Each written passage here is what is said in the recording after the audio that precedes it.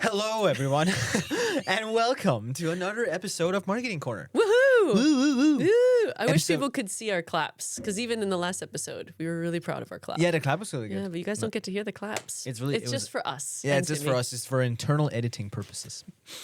This is episode 149, creeping in on 150. Yep. Pretty cool. For people who are watching, you will not notice this man. I have a new haircut. I've actually cut my hair like dramatically. Dramatically. This is Yeah. the shortest I've ever seen your hair. I haven't ever. had this short in 20 years. 20 Yeah. years. So if you're just listening, you won't know. So go You won't look recognize me him. up. You won't recognize him. I'm part of a boy band now. You do have the boy band like Yeah, the Aaron Carter, I'm Nick Carter. back. Backstreet Boys. We need more Backstreet Boys and Westlife in our lives. So I'm trying to give it back I to appreciate the world. that. On a more related note, today we're talking about growth mindset. Yeah. Yes. Yes. You're when this comes out, you've already done it, but you're doing a presentation for your own company about a growth mindset. Correct. Yes, I'm doing an offsite with my team. Yes. Yes. And it's something I've talked a lot about before, historically also, and I thought you had some really good pointers here. So Thank you. yeah. You're welcome. So why don't you kick us off? Like let's start maybe at the top, Jen. And it's just like, so when we talk growth mindset, what fundamentally, what do we mean? Like, Yeah, I think this also coming off of the episode that we just recorded previous week, right? We talked about talent profiles and you Yes. rank very highly in optimism. yes, And I think it's sort of having a growth mindset is very closely linked to being an optimistic person. It's something that you and I think are very good at is like looking at opportunities. yes, So instead of seeing limitations and instead of saying that'll never work, we are the type of people that look at it as an opportunity, as how do we make this work? What Yeah. needs to be true to make this work? And so Yes. a growth mindset is really how you speak to yourself, how you process things, but it also ultimately translates in how you act. yes. So, and there's a big study around it, and I want to give a massive shout out to Eamon Fjellstad, Norwegian.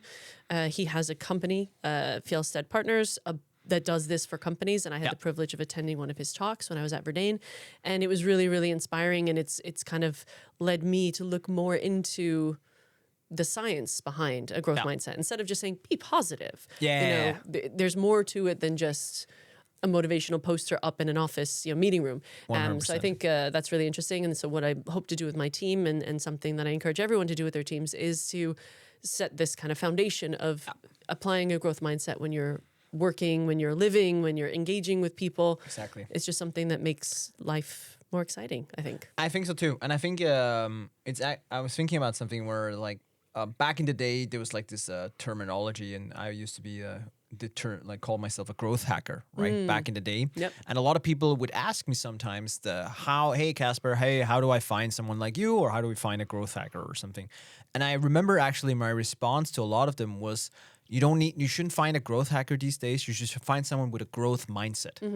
And it's way more about, and I think especially these days about AI, it's not so much about like who's technically the best at AI. That's Yeah. not what you're looking You're for. not coding. You're not coding. And I'm just using AI as an example. It's the same with like all the different platforms and all that stuff. In a lot of the cases, you're not always looking for the best version, like who's the best. You're looking for the one who has the right mindset. Exactly. And some of it can be cultivated and some of it can't. But. And that's, I think, when it comes to mindset. So there's research, and I couldn't find one source. So take this with a pinch of salt. But I've seen a bunch of sources cite that 3 to 5% of our success comes from what we do. So the tactics, right? Our campaigns, our channels. But actually, 80% of success comes from how we think about these things. How do we make those decisions? How do we approach these things with a different, kind of lens? Yeah. So it's like 80%, working harder will give you some improvement, but actually working smarter is where the real kind of gains come from, right? The real momentum comes from looking at things in a different way. So that's a lot of what changing your mindset is. It's not just, yoga and meditation. It's literally everything that comes across your desk. How can you look at it in a different way to see an opportunity? Yes, 100%.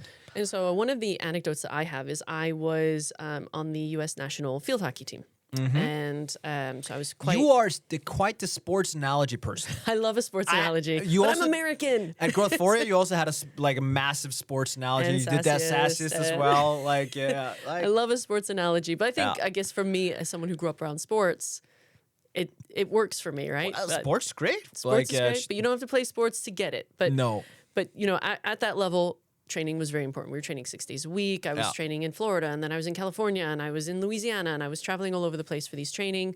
But we also, we were in the gym, we're doing weight training, we're on the pitch doing drills, we're running, we're doing endurance, but we also had sports psychology. Yeah. So we had to train our brains just as much as our bodies. Gotcha. And that I thought was really interesting. And things that we would do was first visualization. Yeah. So we would sit in a room literally and think of scoring the goal or executing that play, and so much time and energy. And it's actually kind of hard to do. And it's kind of like meditation, like to really focus and see yourself doing something well. And the other thing that I think is really interesting and applies to this growth mindset is how we speak to ourselves and that kind of a negative narrative. So what we were always taught was don't say, don't miss the ball. Because your brain doesn't pick up the word don't. So what your brain will hear is miss the ball. Don't say, don't screw this up. You know, because so when you talk to yourself that way, and as parents, right, you don't say, don't hit your sister. You say, this is, we're nice with our hands. Or, you don't necessarily say, That's a good point. don't do this. You try to reinforce the positives. So the same, it's because of the psychology when how you think is ultimately going to drive how you act. So if you say, don't miss the ball, what you're going to do is miss the ball. So instead you have to say, hit the ball, right? And kind of think in a positive way. Is it the same principle of like when somebody talks about like, it's the same, let's call it concept where you say, hey, Jen, don't think of an elephant. And the first thing you're thinking about is like an elephant. An elephant, yeah, right? 100%. Is it the same principle? I think it's the same kind of thing where something's in your head, except you're also, I think it is. You're saying don't think of it, right? Don't think of it, and you're like, no, there's an elephant in my head. Like, don't miss the ball. Like you're like, well, okay, shit. What if I missed? Oh my god, what if I missed? Don't miss. Exactly. Oh my god, and then you're focusing on missing rather than hitting, right? Have you ever seen? Okay, this is a little bit like sorry, this is me derailing the conversation just slightly bit because I'm a parent. So, have you ever seen the movies Inside Out? Oh yeah. Great. I Big love fan. them. Have you seen number 2? Oh yeah. Yeah, Big fan. With Orange and Anxiety. With like, so in case you're never listening to this and don't have kids, or watch Disney movies. What's it like to have sleep? Yeah, exactly. What's it like to have time to listen to a podcast? Anyway, carry on. There's Inside Out 1 and 2, and it's about the emotions that go on in your head essentially when you grow. And in number 2, the person we follow is growing through puberty, and then the anxiety suddenly becomes an emotion that wasn't there before, but now it becomes a thing, and that anxiety overtakes her. And takes control. And I think I was just thinking about like those, and it was there's like a scene in the movie where it's like their anxiety has this like department that's like making images for scenarios of things that can go wrong. Yeah. And that was like, I was kind of like thinking that that's exactly what's happening here. So when you say don't drop the ball, the first thing you start to do is like, how can I drop the ball? Yeah, and like, what will happen if I drop the ball? Yes, exactly. If I drop the ball, what will happen? Oh my God, we're going to lose the game, and then I'm going to disappoint my team, and then no one's going to talk to me. They're going to fire me, and then they're going to move out of the house. I'm going to lose the car. I'm going to die alone and maybe penniless. I'll break up with my wife. Like, oh, like all those things, right? Yeah. I was kind of thinking like, So it's all about training your brain to go think in the positive light. So that's kind of one step. Yeah. And then Armand Fjellstad, and I apologize if I'm not saying that right. I am not Norwegian, but he also shared 3 traps, and I want to share those traps with us first. Yes. Because these are traps that you kind of fall into, which brings you into a limiting mindset as opposed to a growth one, right? So the first trap is called accepted truths, which is like, this is the way it is, deal with it. And the example, it's the classic, it's always been this way. It's always been this way. There's nothing we can do about it, right? And the example that he gives is that for years, doctors said it was physically impossible to run a mile in under 4 minutes. It just physically, you cannot do it. It's impossible. So no one tried because it's not possible. And then Roger Bannister in 1954 ran a mile in under 4 minutes. Yeah. And within a year, multiple people were able to do that. And to this day, around just over 2,000 people have been able to do it. Yeah. So what changed? Did our bodies physically evolve in less than a year to make it so we can run? No, it's just that someone did it and it broke that barrier that we've always said. Yeah. We've accepted that it's not possible, so no one tried. And that's the same, like, there's, like, it's also, whenever you watch Olympics and stuff, you always, like, I remember also as a kid or, like, growing up, it's like, I was like, why do we keep setting world records? Like, how can we keep setting world records every year, every time we watch this, a new world record? And I'm like, how's that possible? But it's because, they have a growth mindset to say, okay, just because this was the world record doesn't mean it can't be broken. Exactly. Right? So this kind of idea of like, it's not impossible until, this idea of saying it's impossible until it's not impossible anymore, Yeah, right? exactly. And so that's what this person showed. Roger Bannister showed it isn't impossible. Yeah. And once he did it, other people could do it. So it's kind of teaching us that the limitations are often in our mind. Yeah. And we kind of accept that this is the limitation, but actually we could be telling ourselves a different story. So one thing that I like to ask my team is like, what's your 4-minute mile? Like, what's the thing that you've always just accepted? Like, I'm not good at singing. So I'm not going to try. Like, maybe, who knows? But it's like, what's your 4-minute mile? It's something to think about, to challenge, right? Yeah. Yeah. What's It's the your same, 4-minute like, mile? It's the same like saying, I think there's like a quote. I listen to a lot of these, like, I'm such a... Oh, you love a good I am motivational. I actually worked out the other day, and I haven't been... I did the DHL run last year for the first time, and I ran 5 kilometers. I've never done that in my life before without stopping. Okay. Congrats. Thank you. That was pretty cool, in my opinion. Like, I've never done it before. And then a few days ago, over Easter here, I actually gone on the treadmill and said, can I do it again? Let's see if I can do it again. So I did it again. No stops, 5 kilometers. And I was listening to my motivational videos. And one of them was also actually, there was a quote, and I can't remember who said it, but it was like, the people who say you can't do it and the people who say you can't do it, you can do it, right. are both usually right. Yeah. Like, and I think that's such a great quote because it's just like if you say you can't do it, you're probably right. Yeah. You can't do it, And you're not going to try. you're not going to try. What's the point? Yeah, so you're not probably. But if you say you can do it, you're probably also right. So I think, good exercise is like, what is the 4-minute mile in your head? Like, what's the thing you tell yourself that you can't do? Yeah, exactly. And you'll see that in work. It's like, oh, this campaign will never work, or this channel has never worked for us, or, And I think that's so interesting also both for you coming into a new job, but also for me as an agency when we come into new cases, new clients, because like at least I meet, and you probably also see that now, is like you meet so much of that like internal, like let's call it almost friction in the beginning of saying, we've tried this. it's resistance. All this resistance. There's so much of it. And it's not always from a bad place, right? It's like, we don't want to waste time. Yes. We've tried this. It's very much, it's not from a bad, Yeah. often it's not from a bad place, right? Yeah. We just don't want to waste time. So there's no point in looking at that because it's never worked. Well, how do you like? And this is maybe I'm just curious. How do you feel about this? Like, how do we strike that balance of like, what do you like? Where do you challenge and where do you accept what they're saying to you? Right. I think it depends on the situation, but usually what I'd like to know is why didn't it work? Was it the targeting? Was it the wrong ICP? Was it the wrong channel? Was it the budget? Because like I'm thinking right now, I'm neck deep in Google AdWords right now. Yes. So that's what I'm thinking. When people are like, don't bid on that keyword, it doesn't work. Well, what was the landing page like? What was the ad copy like? Like there's so many variables. And also, is the argument rational? Is Like, it a I think rational that's argument? typically like the pure logic of it. Because sometimes people like, we tried it once, and I'm like, okay. If it's like, hey, we tried it multiple different times, we used these messaging pillars, we just all like whatever the case is. But like, if there's a good argument, I can be like, okay, maybe that's not where we start to test, or maybe I'll, okay, you definitely beat this horse to death. Yeah, you have let's tried try this, something right? else. Like, Yeah. or so, okay, that's interesting. Super cool. So the next trap, and I think this one I actually I used to come across quite a lot in my role with Verdane, where I would work with portfolio I see companies. this one I see all the time. Our situation is different. Bullshit. We're different. Okay, you don't understand. You don't understand. We're not like everyone else. Our category is different. We're a our category- space is different. Yeah, we're Is in it a really? unique space. We're a category creator. Yeah. No one else has done this before. No, and no one else is doing it, or no one else is doing what we're doing. Yeah, right. Yeah. So I had a portfolio company who this was a major problem actually because they were dumping so much money into one particular go-to-market motion, and they were not seeing return on that. And I think it was something like for every dollar they made, they spent 6. Wow. So, and I'm coming opposite in of as a what you want. fractional CMO, and I'm like, hey, this is a problem. You need to diversify. You need to try maybe this channel or try, more organic. And 100%, we're not like the rest of your portfolio. We're different.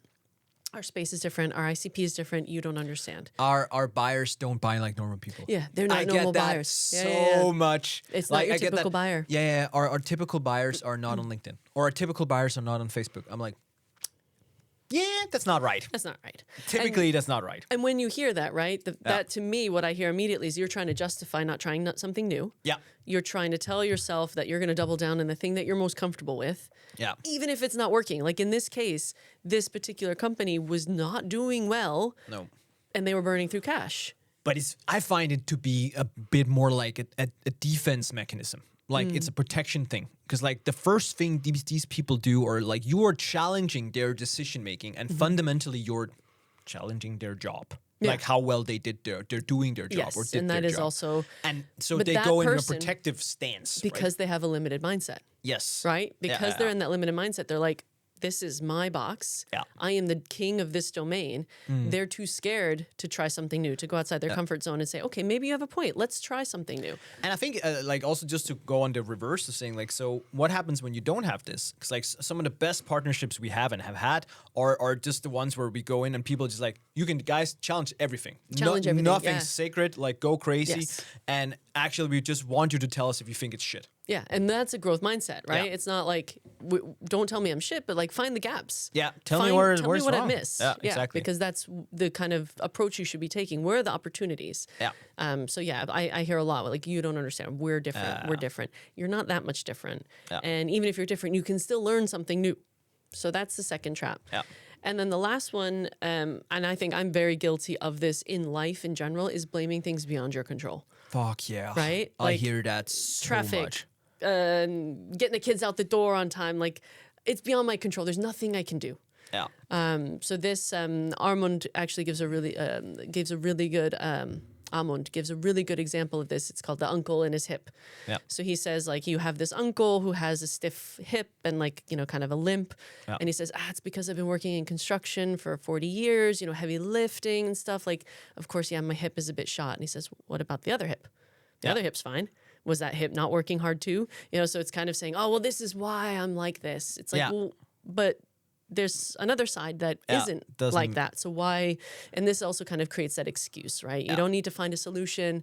It's kind of like that accepted truth. Like, I can't control this. It's beyond my control. So what's the point? Why bother? I think I have a good anecdote or like a story here, because like I think I have two cases where it's like, I think the first part is more like saying, okay, let's actually, when we lose clients, and I think initially when I lost, we'd lose, and surprise to anyone listening, we also lose clients in Sparkforce, but once in a while, and. Initially, back in my day, I would actually have some of them like, hey, yeah, I don't feel like we could do anything about this and stuff. And then I started analyzing and being like, and then I remember at one point I was like, fuck this shit. Like, let's just assume we can do something about every single one. Yeah. Right? Every single one of the clients we ever lost, there's something we did wrong. And sometimes it's more someone else, but let's always assume that something we did wrong or something we can improve. Right. And that also changes your mindset. It's like, what can you actually do about it? And I think that's something. I don't know. You're not in this space, maybe at the same as, but I've never been it before either. But agency owners are some whiny bitches. I have to say. Shout out to agency owners. Not all of them. Some of them are fine. Hashtag not all agencies. Not all Yeah. agencies, but 80%, especially like, and again, this is gonna be like a little bit small rant here, but old school creative agencies types. Wow, they are whiny bitches. And when I say that, what I mean is that when they go like, we had a really bad year last year. I'm like, okay, well, why did you have a bad year? Macro tendencies, you know, Yeah, like the macro all the things yep. Trump did and all these things. So, tariffs, we lost clients left and right because they did in-housing and they wanted to spend their resources different. Tariffs fucked up. Like, I hear a lot of excuses, man. Like, But everyone has that. That's the thing. Everyone Everyone has had that. tariffs. Like, Everyone had. Why you am know, I having a good year and you're having a bad year? We have the same conditions. Yeah. Yes, there could be some fluctuations and we can all be hit by it, but this you're talking about the 100% of your growth. Like, maybe this impacted 10%. Yeah. 20%. And I get that. I'm not rejecting the idea that it matters, like, because it does. I can also see it on myself, but I'm not about to say that macro tendencies are the reason Sparkforce had a bad quarter or a good quarter. Like, let's be real. Yeah, and it does. There are elements of it that are true, but you find the opportunities. Like one example that I think is brilliant, and I'm sure other people did this too. But in Hulbeck, where I live, kind of a small town area. But when COVID happened, right, it's a lot of hairdressers and small business owners. Yeah. And obviously when Corona happened and you couldn't be around other people, a lot of people were hit really hard. So there was a hairdresser in the town I live in that instead of, because she couldn't cut people's hair anymore, she made videos online of how to cut hair and she charged you to see them. Exactly. You know what I mean? So it's Exactly. like, that's a growth mindset. That's like, a growth I think that's mindset. brilliant. She's like, okay, here's a problem. I can either go, Okay, well, I guess I have to shut my business and, claim money from the state to survive, or I'm going to have to find an opportunity in this challenge. I have and it's a very similar example. So I went during COVID. There was a company I used to next to us. There was they did what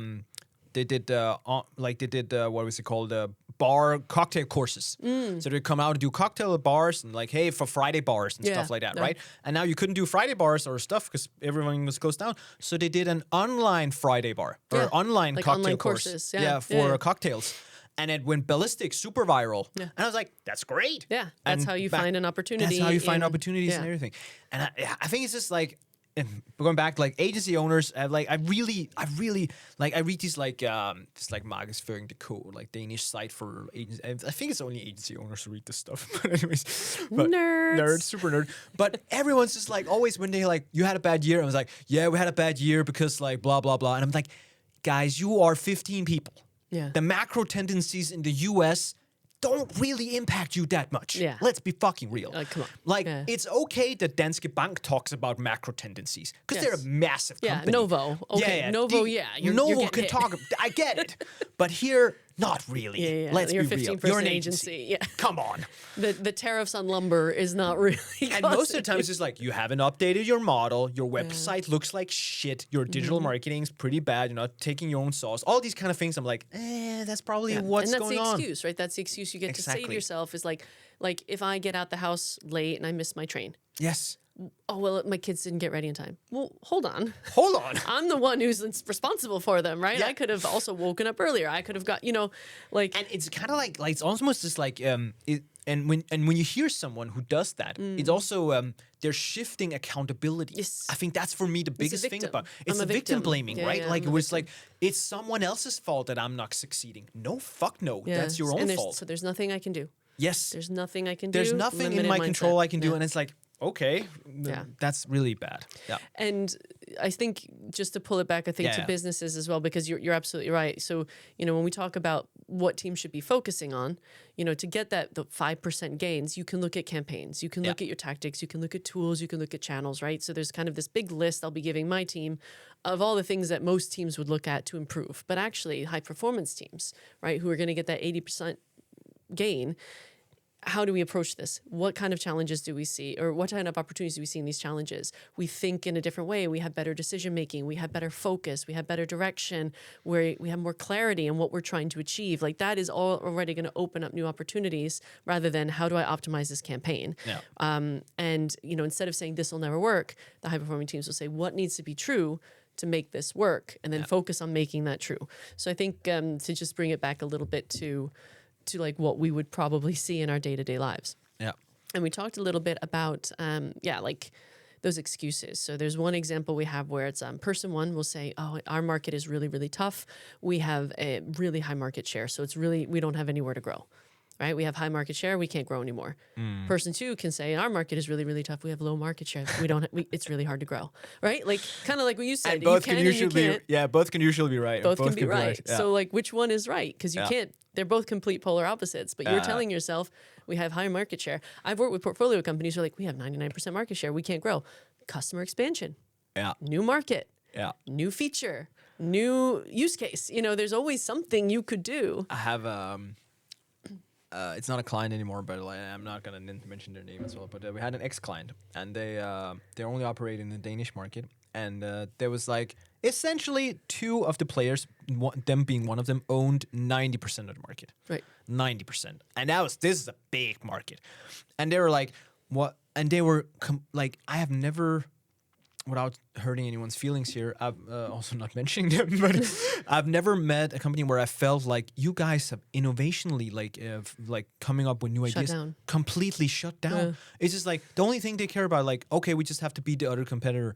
And what are you doing? Nothing. Like, it's just like small pricing differences. I'm like, come on. Yeah. Where are the new features? Someone is going to come What's in. the new market? And then some new players came in and they're like, yeah, they're fine. But they're like, I could see like every month and every year, I was like, these guys are eating you. Like, they're going to eat you. Yeah. And they're doing it because you guys are not changing anything. Yeah. Like, your product is the same it's been for 10 plus years. Mm-hmm.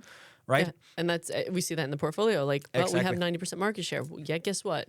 What happens from my perspective when I see someone has 90% of market share? I'm going after them. Yes. I'm going to find what's wrong with them, and I'm going to chip away at that and chip away at that and chip away at that. That's what anyone else would do. Don't think that our situation is different. Yeah. Don't think you're different. People are doing that shit to you right now. Exactly. And it's so crazy. All And right. then the last kind of anecdote that I think I don't know, I quite like it. It's is two shoe salespeople visit the Sahara Desert, right? And one person says, "This is a terrible market. No one here wears shoes." And the other person says, "This is an enormous opportunity. No one here wears shoes." Yeah. Right. Again, so one person's giving up and one person's getting started. Yeah. So again, it's like, how do we find opportunities instead of limitations? I think that's what really separates these high performers from. I think I can give I can maybe make an anecdote on that that's a little bit closer to our reality these days. I think a lot of people are, when it comes to AI, I've seen a lot of, especially when I introduced AI internally in SparkForce, I had a few people like that would come up like, yeah, but no one else is doing this, Casper. No one else knows what they're doing on this stuff. And I was like, that's Exactly. a massive opportunity. Exactly. I was like, that's great. No one else is doing like, it. no one else Then knows we're what they're doing doing. it. That means if we're the ones who knows how to do it, that's great. Yeah. And I think that's just like, it comes in different forms and shapes, right? But you see it all the time. And especially with AI, and that's something when I was doing AI adoption for our portfolio, it was, yeah, but no one's really doing this with AI. It's the exact reason why you should be doing this. Yeah. And the good news is, no one knows. No one knows. No one knows. And I think it's just some people also have a tendency to be speaking of that like whole anxiety, because then they paint like all the things that can go wrong, but you're like, what can go right? Yeah. Like, and also I found that like, especially if you're willing to, now speaking of AI, if you're willing to commit to being like, hey, this is uncharted territory, we're doing something new, we haven't done this before, blah blah blah, but you are upfront about it. Like, we are trying to be the forefront of this. We are probably the forefront of this, but that doesn't mean it's perfect. Yeah. It manages expectations. You're buying into something that's not perfect yet. But that's what we say all the time, like experimentation, right? Yeah. I always try to reserve 10% of my budget to do these things that we don't know if Exactly. it's going to work, but it might. It might. It might not work, and 95% of them might not work, but the 5% that do becomes part of your tool belt, and no one else is doing it. Yes. Yeah. Love it. So for your teams, just the last three things, for kind of takeaways, we kind of wrap this up. So first thing, checking your mindset. So like, what's your 4-minute mile? What are you limiting yourself about? What are you telling yourself? So instead of saying this will never work, try telling yourself what needs to be true to make this work, right? Yes. Number 2, reframing your beliefs. So creating those stories that are more aligned with what you're trying to achieve. So instead of saying, our marketing team is here to support lead generation initiatives, try saying, our marketing is the growth engine shaping our organization. Right? Exactly. Like that's what we're here more- to do. Ugh. It's like, and it sounds cheesy, but I hate the I word get out of empowering, bed- but it's empowering. I get out of bed to do that. Yeah. I don't get out of bed to generate more leads. I no. get out of bed to build a growth engine that's Yeah. shaping a market. You know, like that's Build what a I... game-changing brand. Game changing. I hate game changing, but yes, you know what I mean. Just like you hate empowering. Yeah. And then the last one is to spread the right stories, because kind of what you say about yourself is what others are going to believe about yourself. So if you're like, oh, I'm not very good at this, then people are going to say, okay, she's not good at this. Yes. So instead of saying we've delivered X amount of pieces of content, try saying like our work is influencing revenue, pipeline, and market perception. Yes. You know, looking at the big picture of what you're actually trying to do, because that's the other part of growth mindset is like, what do you get out of bed in the morning to do? Yeah. I love that. So putting that spin on it. So this is something that I'll be talking about with my team. This is the foundation of how I want my team to work. I want my team to not go, we can't do this. I want them to say, how do we do this? Yeah. What do we need in order to make this happen? I think that's where you can like really a strong foundation for a team that can look past challenges and look for opportunities. Love it. Totally agree. Noise. I think that's it. I think We'll that's cut it. it. Thank you so much for listening. Thanks for listening. And hopefully you have a great growth mindset. I think the people listening to this probably already have a growth mindset. They've been listening to us for years. So. Yeah, if they've been listening for years, you probably already have a growth mindset. But share this with your team. share this with your team. Download the we need more transcript. growth mindsets out there. It's more fun. Help us out. Yeah, it's way more fun to work way more with. fun. Like those clients who say, Fuck it. Challenge us. Challenge us. Tell Tell us what's everything. wrong. Let's go. Let's try everything. Yeah. Those are the people that you want to work with, right? I love it. Love it. Love it. Thank you so much And for we love tuning you. in. Bye. Bye.